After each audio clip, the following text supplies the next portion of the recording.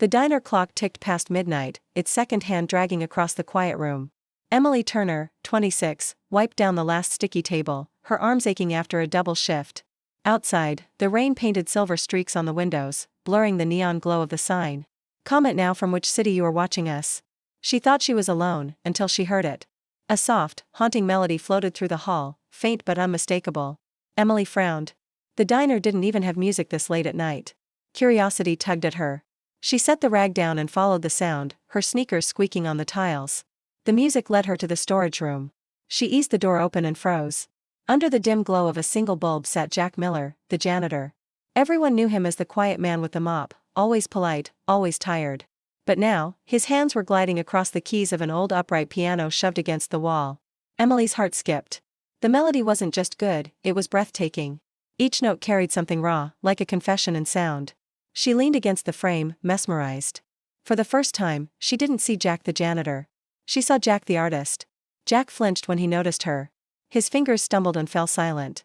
For a moment, he looked guilty, like a man caught trespassing in his own life. "I didn't mean to interrupt," Emily whispered.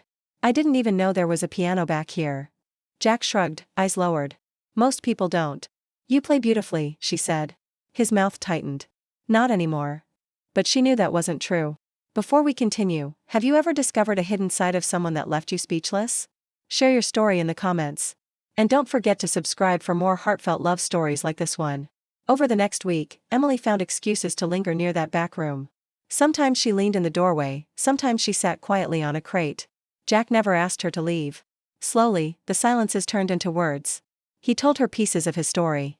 Years ago, Jack dreamed of being a concert pianist. He'd studied in college, played in small halls, dreamed of Carnegie. But that dream ended when tragedy struck.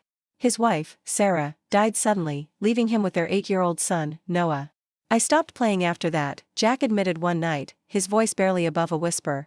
"The music just reminded me of everything I lost. But sometimes, I still play. For her." Emily's chest ached. She understood more than he realized. Her ex-boyfriend had once mocked her dream of being an artist, telling her to grow up. She had buried her sketchbooks in the closet. But with Jack, she didn't feel foolish. She felt seen. One rainy evening, she sat beside him on the bench, her hand brushing the worn wood. "You're incredible," she said softly. "Why don't you share this with people?" Jack shook his head. "Music belonged to another life. That life is gone now." But Emily wasn't convinced. She saw something he couldn't, an artist who wasn't lost, only waiting. The turning point came on a Friday. The diner's jukebox, which usually played old love ballads, sputtered and died. The manager laughed. "Guess we'll need live entertainment now." Emily glanced at Jack.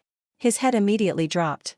But that night, when the last customer left, she cornered him in the storage room. "Please," she whispered. "Just once. Let the world hear what I've heard." Jack looked at the piano like it was both a lifeline and a wound. His hands shook. "I can't." "Yes, you can," Emily insisted. "You're not just a janitor, Jack. You're more." Something in her voice cut through his fear. He swallowed hard. "If I fall apart out there, then I'll be right beside you." That night, for the first time in a decade, Jack walked into the diner without his mop. Instead, he sat at the old upright piano by the wall. At first, the waitstaff chuckled. A janitor playing piano? But when his fingers touched the keys, laughter gave way to silence. The notes rose like a tide. They carried grief, devotion, and hope rediscovered. Conversations stilled. Forks paused midair. The diner became a cathedral of music. By the end, silence held the room captive. Then applause thundered, some people even standing. Jack lowered his head, embarrassed, but Emily's eyes never left him. She was glowing with pride. Later, when the crowd was gone, Jack sat slumped on the bench, his chest rising and falling. "I thought I'd forgotten how to breathe," he said. "But tonight, I remembered who I was." Emily touched his hand. "You never forgot. You just needed someone to remind you." From then on, things began to change. Customers asked when the pianist would play again.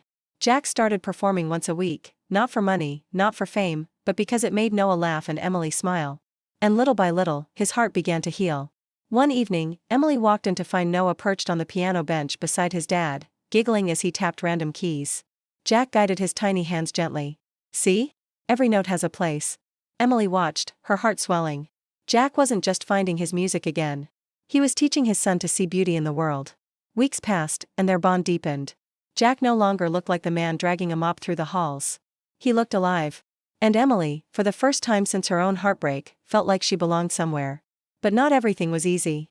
One night, after playing a piece that had been Sarah's favorite, Jack's hands froze mid-song. Tears welled in his eyes. He stood abruptly, nearly knocking over the bench. "I can't do this," he muttered, storming toward the back. Emily followed him. "Jack, wait," he turned, voice cracking. "Every note feels like betrayal. Like I'm letting her go." Emily's eyes softened. "You're not letting her go. You're keeping her alive. Every time you play, you honor her." His shoulders shook. For the first time, Jack let himself cry in front of someone. Emily held him, and in that moment, he realized grief didn't have to be carried alone. Months later, on a crisp autumn evening, Jack played at the diner again. But this time, the song was different. It wasn't just grief, it was hope. He looked at Emily as he played, and she smiled through tears. When the final chord lingered, Jack walked off the bench. His hands trembled as he reached for Emily's.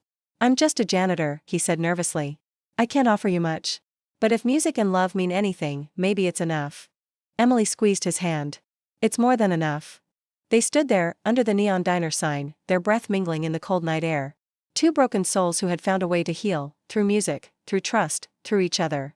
Would you give someone a chance if you discovered a hidden side of them? Comment below, and tell us where you're watching from.